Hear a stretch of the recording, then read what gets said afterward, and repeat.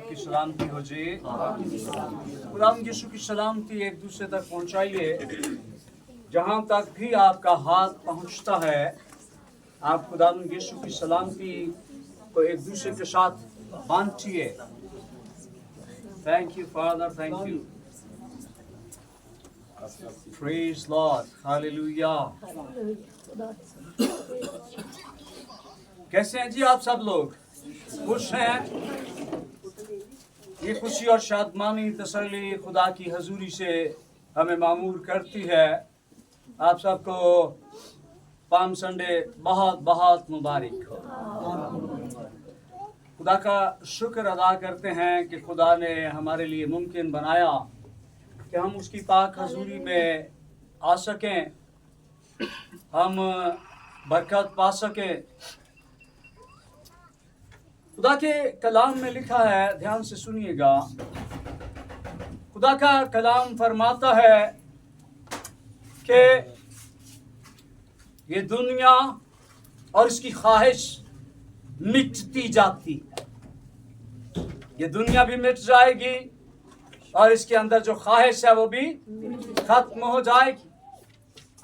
और एक दिन आएगा, ये खुदा का कलाम है, कि इजरा में फलकी, ये आसमान पर नजर आने वाली जितनी तख्लीकात है, ये सब पिघल जाएगी, खत्म हो जाएगी। और खुदा के कलाम में ये भी लिखा है कि सूरज और चांद तारीक हो जाएंगे। मतलब दुनिया के अंदर जो कुछ भी है ये बिलाखिर अपने अंजाम को पहुंचेगा। खुदा ने हमारे लिए फिर से मुमकिन बनाया।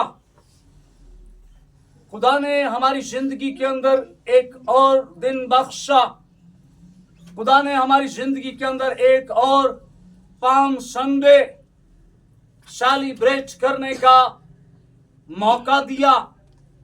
बहुत से लोग हैं, आप जानते हैं, तफसील में जाने की जरूरत नहीं है।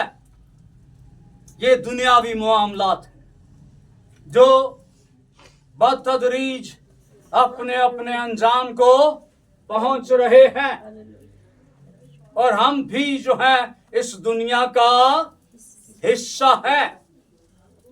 और बिलाखिर ये हम तक भी पहुंचेगा। लेकिन जब तक ये हम तक पहुंचे, उससे पहले हमारे पास मोहलत है, हमारे पास वक्त है कि हम अपनी जिंदगियों पर गौर करें, अपने मामूलात पर गौर करें।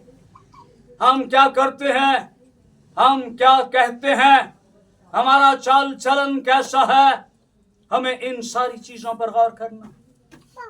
याद रखिए, मैं नहीं कहता, ये खुदा का कलाम कहता है कि हम आखिरी जमाना के लोग हैं। हालेलुया। हम बिल्कुल एज पर खड़े हुए हैं, हम बिल्कुल किनारे पर हैं, और ये किनारा जो है कभी भी इख्तिताम पजीर हो जाएगा।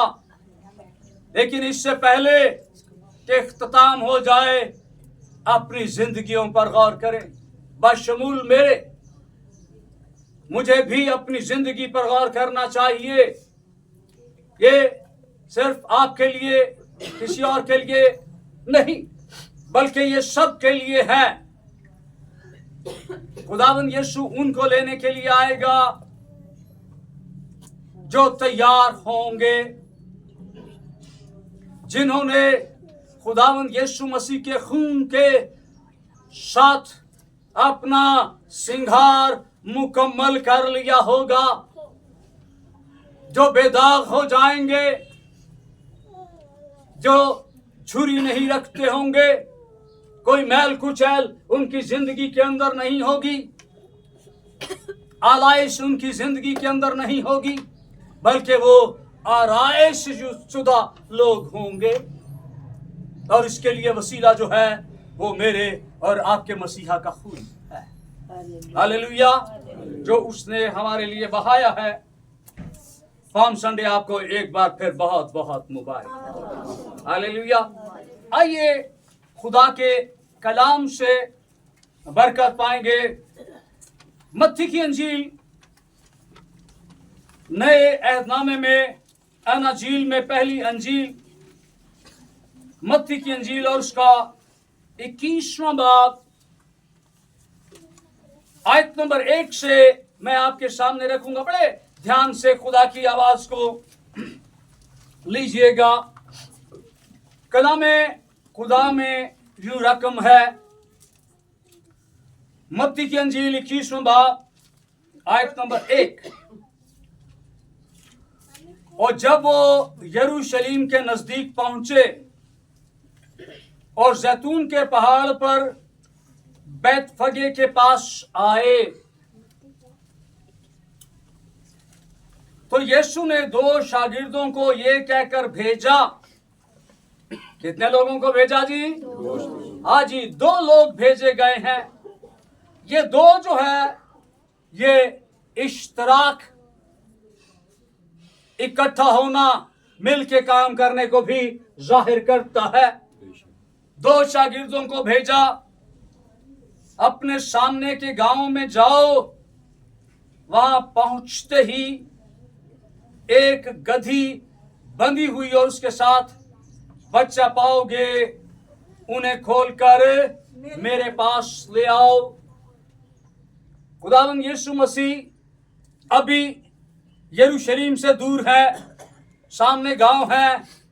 खुदावंद यीशु मसीह यरूशलेम की तरफ बढ़ रहे हैं, जहां पर मेरे और आपके मसीहा ने हम सब के लिए कुर्बान होना था। खुदावंद यीशु ने 2 शागिर्दों को भेजा है कि जाओ और सामने के गांव में एक गधी और उसके बच्चे को कैसा पाओगे? बंधा हुआ पाओगे, उन्हें खोल कर लाओ। खुदावंद यीशु मसीह ने अपने लोगों को इख्तियार दिया है। ध्यान दीजिएगा, यह सीखने वाली बात है। खुदावंद यीशु ने अपने शागिर्दों को इख्तियार दिया है कि वो लोगों को खोलें, वो खोल कर लेकर आए। किसके पास लेकर आए? यीशु के पास। गधी और उसके बच्चे को खोलो और खोल कर किधर लेकर आओ? मेरे पास लेकर आओ, यीशु ने फरमाया।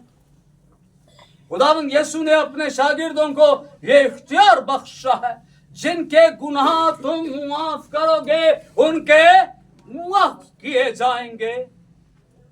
ये खुदावंद यीशु मसीह ने अपने इख्तियार में से अपने लोगों को भी इख्तियार बख्शा है। मेरे पास ले आओ, और अगर कोई तुमसे कुछ कहे तो कहना कि खुदावंद को इनकी जरूरत है। और गधों की किसको जरूरत है? खुदा के कलाम में लिखा है, ध्यान दीजिएगा। मैं नहीं कहता, ये बाइबल फरमाती। उसने फकीरों को, बेवजूदों को, निकम्मों को चुन लिया है। और जब वो चुन लेता है तो फिर उनको मर्तबा मिल जाता। जब इस गधे को चुना गया है, इज्जत कितनी मिली है इसे, आगे चल के हम देखेंगे इसको। यहां पर एक और सीखने वाली बात है, अगर कोई तुमसे कुछ कहे तो कहना कि खुदावंद को इनकी जरूरत है। खुदावंद यीशु ऐसे नहीं भेज देगा।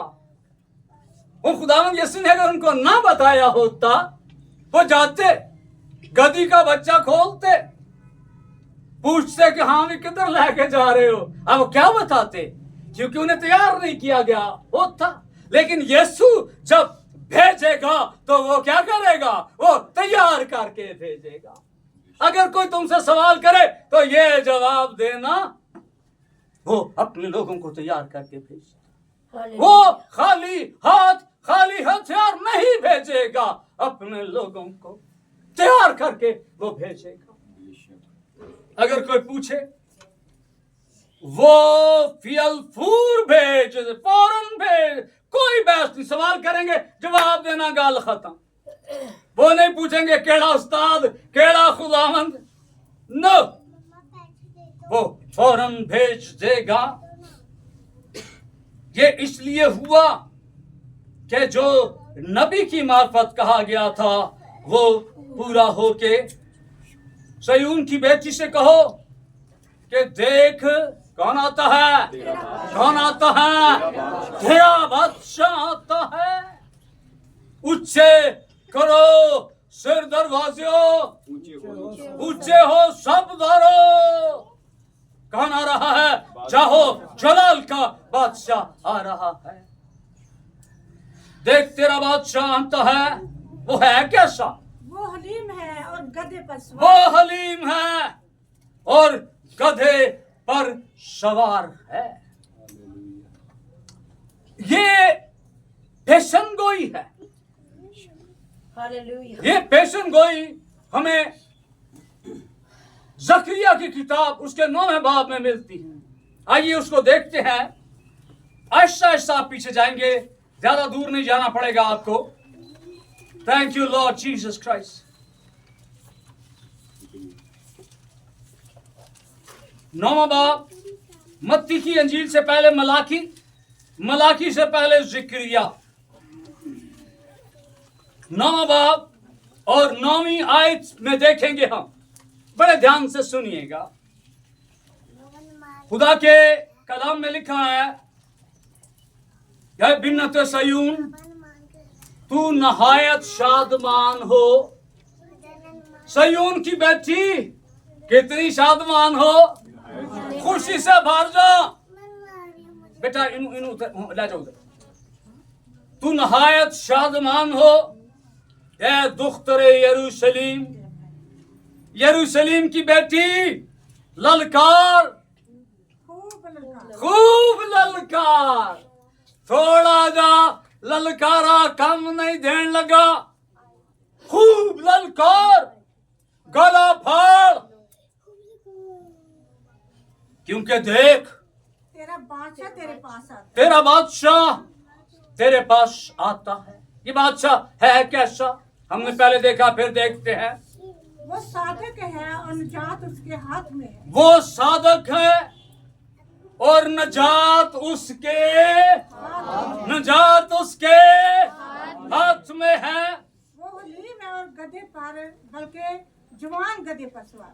वो हलीम है और गधे पर, बल्कि जवान गधे पर सवार है। मत्ती की अंजील के अंदर ये पेशन गोई जो है, ये जकरिया नबी के हवाला में से बयान की गई है। और खुदावंद यीशु मसीह का ये चाहना और फतहमंदाना यरूशलेम में दाखला जो है, ये चारों अंजीलों में इसका जिक्र मौजूद है। यहां पर 3 बातें हमारे सामने आती हैं इस बादशाह के मुतालिक। दुनिया के बादशाह जो है ना जी, कई बादशाह ऐसे हैं कि वो करप्ट हैं। कई बादशाह जब केस उन पर चलता है जी, अदालत में जाते हैं और फिर क्या होता है, उन्हें जेल में डाल दिया जाता है। ऐसे ऐसे बादशाह भी इस दुनिया के अंदर उन्हें इख्तिदार मिला है। लेकिन ये बादशाह जो जवान गधे पर सवार है, ये कैसा है? पहली खूबी क्या है इसकी? वो साधक है। कैसा है? वो साधक है। साधक का क्या मतलब है जी? वो सच्चा है, उसमें कोई खोट नहीं है, उसमें कोई झूठ नहीं है, उसमें दुनियावी किसी काम की कोई आमेजिश नहीं है। वो साधक है। यीशु ने बहुत दफा, जब खुदावंद यीशु मसीह कई दफा बात करने शुरू करते थे तो वो क्या कहते थे? मैं तुमसे सच कहता हूं। खुदावंद यीशु हमेशा ही सच कहते थे, क्योंकि खुदावंद यीशु की जिंदगी के अंदर कभी झूठ पकड़ा ही नहीं गया। उसमें झूठ हो ही नहीं सकता, क्योंकि वो सादकुल कौल है। वो इंसान नहीं है कि वो झूठ बोले। हालेलुया। यस, वो साधक है। यूहन्ना की अंजील उसके पहले बाब और उसकी 17 आयत के अंदर लिखा है, ध्यान से सुनिएगा, कि शरीयत तो मूसा की मार्फत मिली, लेकिन सच्चाई और फजल किसके वसीला से? खुदावंद यीशु के वसीला से। वो साधक है, वो सच्चा है। सच्चाई जो है वो खुदावंद यीशु मसीह के वसीला से हम तक पहुंची है। यूहन्ना की अंजील के अंदर ही खुदावंद यीशु ने फरमाया है कि तुम सच्चाई पर ईमान लाओगे और सच्चाई तुम्हें आजाद करेगी। दूसरे लफ्जों में खुदावंद यीशु ने कह रहा है, तुम मुझ पर ईमान लाओगे और मैं तुम्हें आजाद करूंगा। वो साधक है, कोई खोट नहीं है, कोई मिलावट नहीं है। जैसा वो है वैसा ही वो नजर आता, जो वो कहता है वैसा ही वो करता है। वो साधक है। आगे क्या है जी? निजात उसके हाथ में है। अब जो चीज उसके हाथ में है वो किनको देने के लिए आया है? वो हमें देने के लिए आया है। उसके हाथ में है, वो देने के लिए आया है, निजात देने के लिए। खुदा के कलाम के अंदर लिखा है, यीशु इसीलिए आया कि हम जिंदगी पाएं और थोड़ी सारी पाएं। हाँ, वो कसरत की जिंदगी देने के लिए आया, वो मुकम्मल निजात देने के लिए आया। इब्रानियों का मुसन्निफ कहता है कि वो हमें पूरी निजात दे सकता है, 100%। हालेलुया। निजात उसके हाथ में। यूहन्ना की अंजील के पहले बाब में ही यूहन्ना बपतिस्मा देने वाला जब खुदावंद यीशु को दूर से देखता है, क्योंकि यूहन्ना बपतिस्मा देने वाले के बारे में क्या लिखा है कि वो क्या है? कौन सी आवाज है जी? पुकारने वाले की आवाज है। तो बादशाह जब आता है ना जी, तो दरबान गड़ा होता है, हाँ जी, होशियार, बादशाह आ रहा है, और सारे अलर्ट हो जाते हैं। यूहन्ना इश्तिबाकी बपतिस्मा देने वाले का यही काम था कि वो खुदावंद यीशु मसीह की आमद के बारे में बताए, और उसने बताया। और जब उसने यीशु को, खुदा के कलाम में लिखा है कि जब उसने यीशु को दूर से देखा तो क्या कहा? देखो खुदा का बर्रा जो मेरा गुनाह उठा लिए जाता है। वो सिर्फ यूहन्ना का गुनाह उठाने के लिए नहीं आया, निजात उसके हाथ में है। वो देखो खुदा का बर्रा जो जहान का गुनाह उठा लिए जाता है, निजात उसके हाथ में। वो निजात देने के लिए आया। Thank you father. थोड़ा सा आगे बढ़ेंगे। वो हलीम है। कैसा है वो? ये भी उसकी खूबियों में से एक खूबी है। वो हलीम है। खुदा के कलाम में लिखा है, खुदावंद यीशु ने क्या कहा? मुझसे सीखो, मैं कैसा हूं? मैं दिल का हलीम हूं और दिल का फरोतन हूं। हालेलुया।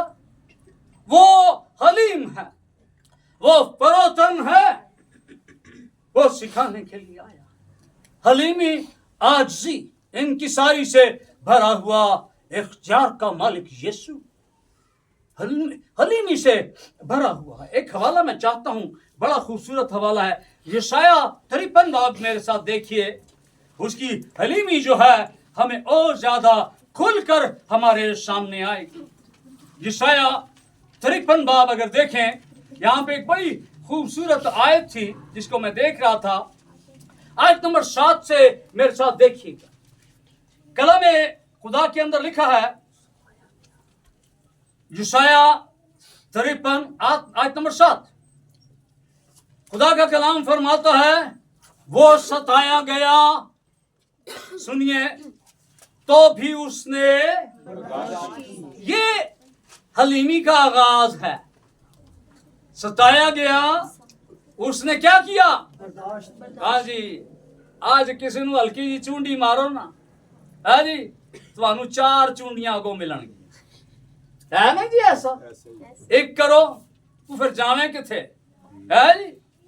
फिर हम क्या करेंगे? जब तक हम अपना दिल का गुबार हम, हाँ जी, निकाल नहीं लेते, हम जाने नहीं देते। कार पूरा करके ही छड़ना करते हैं ना जी, ऐसा करते हैं हम। वो सताया गया जिसके हाथ में निजात है, जो सादक है, जो जवान गधे पर सवार है, वो हलीम है। उससे मुतालिक खुदा का कलाम कहता है ये भी पेशन गोई है। वो सताया गया तो भी उसने बर्दाश्त की और मुंह ना खोला। जिस तरह बर्रा जिसे ज़बह करने को ले जाते हैं, और जिस तरह भेड़ अपने बाल कुतरने वालों के सामने बेजुबान है, उसी तरह वो खामोश रहा। खुदावंद यीशु मसीह ने सिखाया, अगर कोई तेरे एक गाल पर मारे तो दूसरा गाल भी उसकी तरफ फेर दे। खुदावंद यीशु ने ना सिर्फ ये सिखाया, बल्कि खुदावंद यीशु मसीह ने इस पर अमल भी किया। पिलातुस कहता है और तू बोलता नहीं है, ये तेरे खिलाफ इतनी बातें करते, लेकिन मेरा और आपका मसीहा खामोश रहा। वो सताया गया लेकिन उसने चुप साध ली। याद रखिए, खुदावंद यीशु मसीह की जिंदगी से हम ये बात सीख सकते हैं। हम सीखते ही उसी से हैं। अगर कोई एक करता है, हम 2 सुनाते हैं, हमने अपना मामला तय कर लिया। अगर किसी की सुनकर हम चुप कर जाते हैं तो फिर ये मामला किधर चला जाता है? ये खुदा के पास चला जाता है। खुदा के कलाम में लिखा है अपना इंतकाम ना लो। लेकिन अगर हम खुद से फैसला कर लेंगे तो फिर खुदा दरमियान में नहीं होगा। वो हलीम है। मेरा और आपका मसीहा सादक है, हलीम है। हालेलुया। मत्ती की इंजील में दोबारा चलेंगे, 21वें बाब में खुदा के कलाम में दोबारा उसी हवाले को देखेंगे और फिर थोड़ा सा आगे बढ़ेंगे। कलाम खुदा में आयत नंबर मत्ती 21 आयत नंबर 6 देखिएगा। शागिर्दों को कहा गया, वो गधे को लेकर आ गए हैं। बस शागिर्दों ने जैसा यीशु ने उनको हुक्म दिया था वैसा ही किया। याद रखें, शागिर्दों ने कैसा किया? जैसा यीशु ने हुक्म दिया। आज बहुत से खादम हैं, यीशु कुछ कहता है वो करते कुछ हैं, 10 या कुछ और गया, लेकिन वो अपनी मर्जी करना चाहते। शागिर्दों ने कैसा किया? जैसा, जब यीशु आपको जैसा कहे वैसा करें। पादरी कहे मत मनो तुसी, ठीक है ना जी? जो यीशु कहे वो मानिए। उन्होंने वैसा ही किया और गधी और उसके बच्चे को लाकर अपने कपड़े उस पर डाले और वो उन पर बैठ गया। अब कपड़े किस पर डाले हैं जी? किस पर डाले हैं? हाँ जी, ये गधे को अब इज्जत मिलना शुरू हो गई है, क्योंकि इस गधे को बुलाया किसने है? किसने बुलाया है? और जब यीशु बुलाएगा तो फिर वो आपको इज्जत भी देगा।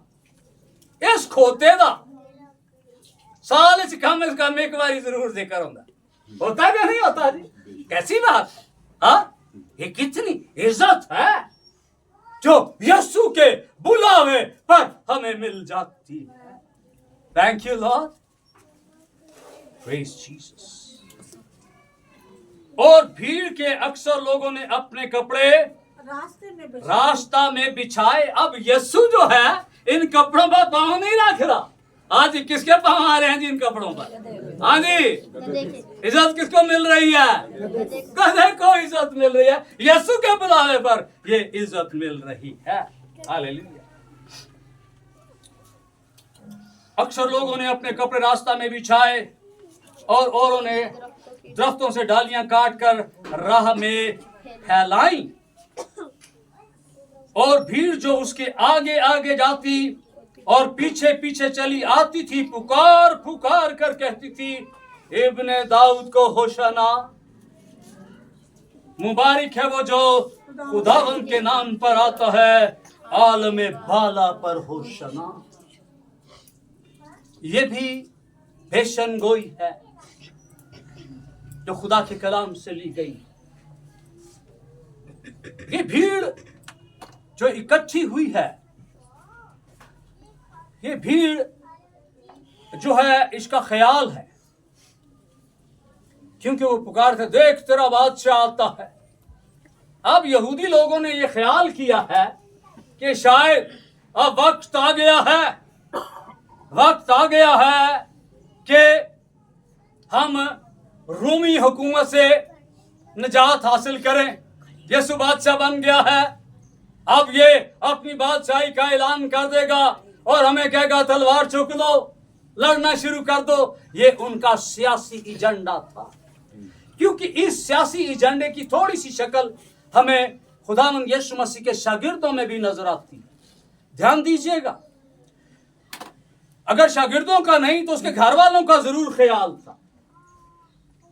याकूब और यूहन्ना की मां यीशु के पास आती है और क्या कहती है यीशु से कि जब तेरी बादशाही आए तो फिर मेरा एक बेटा तेरे सज्जे दूसरा खब्बे। है जी, है कि नहीं ऐसा? एक वजीर दाखिला, एक वजीर खारजा, सज्जे खब्बे। उनका यही ख्याल था, ये भीड़ का भी यही ख्याल था कि शायद यीशु अपनी बादशाहत का ऐलान कर दे। लेकिन खुदा के कलाम में अगर हम आगे चले, हम जिक्र सिर्फ करेंगे उसका। खुदावंद यीशु मसीह जैसे ही वहां से यरूशलेम हैकल के करीब पहुंचता है तो फिर वो भीड़ को छोड़कर, खुदा के कलाम में लिखा है कि वो हैकल में चला गया। लोगों ने क्या ले असी कुछ और सोच रहे सा, ये कुछ और गल बात है। हाँ जी, यीशु जो है वो लड़ाई झगड़े वाला बादशाह नहीं है। होशाना, होशाना का क्या मतलब है जी? खुदावंद हमें बचा। खुदावंद हमें बचा ले। अब वो शोर मचा रहे हैं, खुदावंद हमें रूमी हुकूमत से बचा ले, क्योंकि यीशु की उन्होंने शनाख्त नहीं की। यीशु बचाने के लिए आया था, लेकिन ये किसी और तरह से बचने की कोशिश कर रहे थे। ये दुनियावी छुटकारा चाह रहे थे, ये रूमी हुकूमत से छुटकारा चाह रहे थे। यीशु जो है वो रोमी हुकूमत से नहीं बल्कि शैतान से छुटकारा देने के लिए आए। थैंक यू लॉर्ड जीसस, तेरा शुक्र हो मेरे खुदा। ये भीड़ क्या नारे लगा रही है जी? होशना, इधर भी होशना, और फिर क्या लिखा है? आलम बाला पर होशना। ये जो भीड़ है, ध्यान दीजिएगा, ये भीड़ आज क्या कह रही है? होशना। 4 दिन के बाद ये नारा बदल गया और वो होशना जो है वो किस में तब्दील हो गया? इसे मसलूब कर। वही भीड़ थी जो उसके आगे और पीछे थी। सिर्फ 4, ये इंसानी रवैया जो बदल जाता है। ओए, बदलता कौन नहीं है जी? कौन नहीं बदलता? खुदा नहीं बदलता है, इंसान बदल जाता।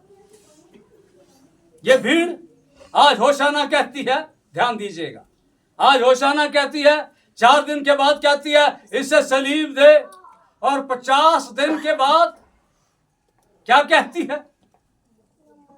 जब ईद पेंतेकुस्त वाले दिन ध्यान दीजिएगा, रूह कुद्स नाजिल हुआ है, पतरस ने मुनादी की है, और ये भीड़ जब उनके दिलों पर चोट लगी है तो क्या कहते हैं जी, हम क्या करें, हम क्या करें।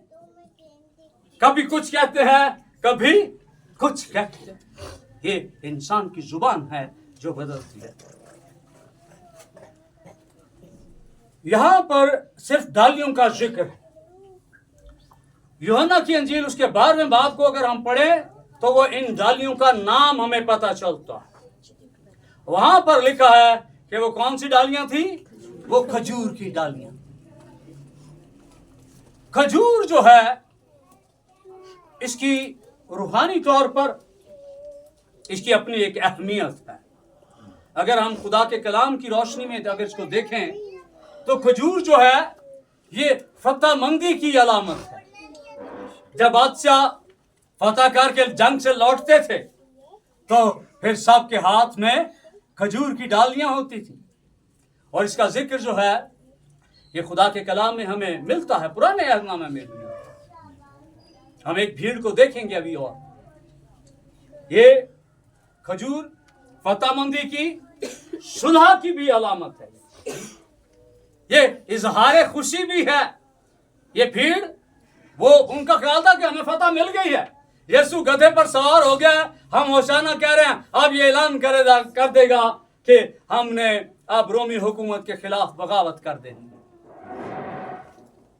वो खुश भी थे, लेकिन अगर कभी सुलह के लिए भी जाने की कोशिश होती थी, और ये गधा जो है इस बात की भी अलामत है। जब किसी के पास सुलह के लिए कोई जाता था तो उसके लिए किस जानवर का इस्तेमाल होता था जी, गधे का इस्तेमाल किया जाता। जंग के लिए ऊंट, घोड़ा या हाथी का इस्तेमाल होता है, लेकिन सुलह के लिए गधे का इस्तेमाल किया जाता है। खुदावंद यीशु मसीह मेरी और आपकी सुलह, मेरी और खुदा की सुलह करवाने के लिए किया है। ऐसा है कि नहीं? खुदावंद यीशु ने अपनी कुर्बानी के वसीला से बाप से हमारी सुलह भी उसने करवाई। एक भीड़ है, मैं चाहता हूं आखिरी हवाला मैं आपके सामने रखना चाहता हूं, मुकाशफा। Thank you lord. 7वां बाब देखिए, खुदा के कलाम में बड़ा खूबसूरत हवाला है, और ये आसमानी मंजर है, ये दुनिया की बात नहीं है। ध्यान से सुनिएगा, मुकाशफा 7वां बाब आयत नंबर 9। खुदा के कलाम में यूं लिखा है, इन बातों के बाद जो मैंने निगाह की तो क्या देखता हूं।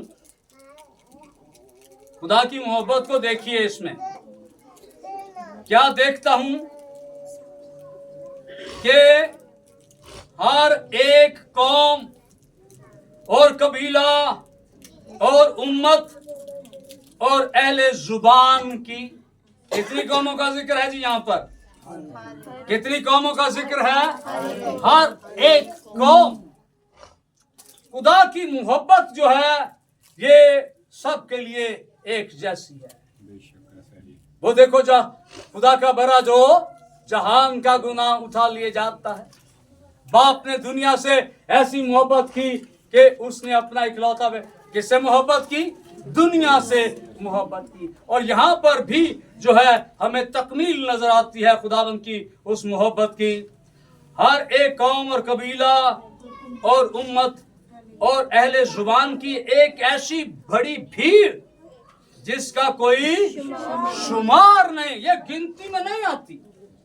खुदावंद यीशु ने, जब खुदावंद यीशु मसीह अपने शागिर्दों को तालीम देता है तो खुदावंद यीशु ने क्या कहा, मेरे बाप के घर में कितने मकान हैं जी, बहुत से मकान हैं, इसीलिए ये बड़ी भीड़ है, सबके लिए मकान है।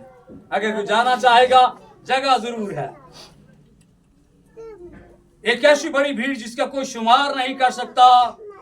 सफेद जामे पहने, ये आसमानी लिबास है, ये वो लिबास है। सफेद रंग जो है ये पाकीज़गी को जाहिर करता है।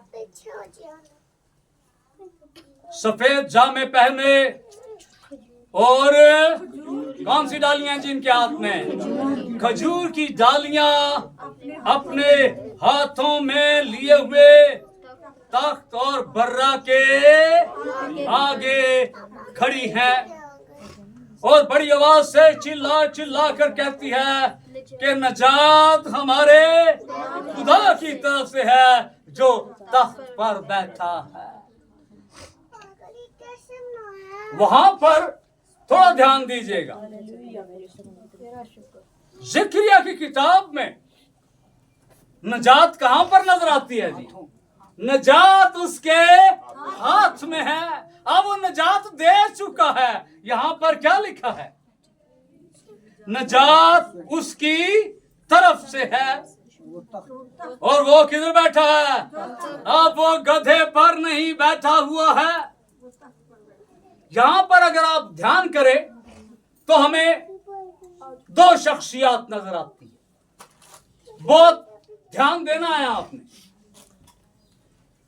खुदा के कलाम में लिखा है नजात हमारे खुदा की तरफ से है जो तख्त पर बैठा है और बर्रा की तरफ से। अब खुदा भी है और खुदा और दो लोग होने ते किन्नियां कुर्सियां चाहिए ने जी? आज या तो मेरी खलो जावे। दो लोग दो कुर्सियां। यहां पर खुदा भी नजर आ रहा है और बर्रा भी नजर आ रहा है। तख्त कितने हैं यहां पर? तख्त कितने हैं? तख्त एक ही है। मेरा और आपका खुदा एक ही है। ये बहुत से लोग हैं गैर अक़वाम के अंदर, वो कई दफा हमें कहते हैं जी तुसी ते खुदा बाप नू भी खुदा, बेटे नू भी खुदा। हाँ सच है, हम मानते हैं, लेकिन हमारा खुदा एक ही है। Thank you Jesus. नजात उसकी तरफ से है। खुदा के कलाम में लिखा है 11वीं आयत, और सब फरिश्ते उस तख्त और बुजुर्गों और चारों जानदारों के गिरदा गिर्द खड़े हैं। फिर वो तख्त के आगे मुंह के बल गिर पड़े और खुदा को सजदा करके कहा आमीन। हम्द और तमजीद और हिकमत और शुक्र और इज्जत और कुदरत और ताकत अब्दुल्लाबाद हमारे खुदा की हो। आमीन। Thank you lord Jesus. आखिरी बात करने वाला हूं आपसे। एक भीड़ है जो कहती है होशना, फिर वही भीड़ कहती है इसे सलीब दे। लेकिन जो तख्त के सामने भीड़ है ये इकरार करती है कि नजात खुदा की तरफ से है। और ये फतहमंद भीड़ है, ये नजात याफ्ता भीड़ है। ये राय बदलने वाली भीड़ नहीं है। ये अभी कुछ और थोड़ी देर के बाद कुछ और कहने वाली भीड़ नहीं है।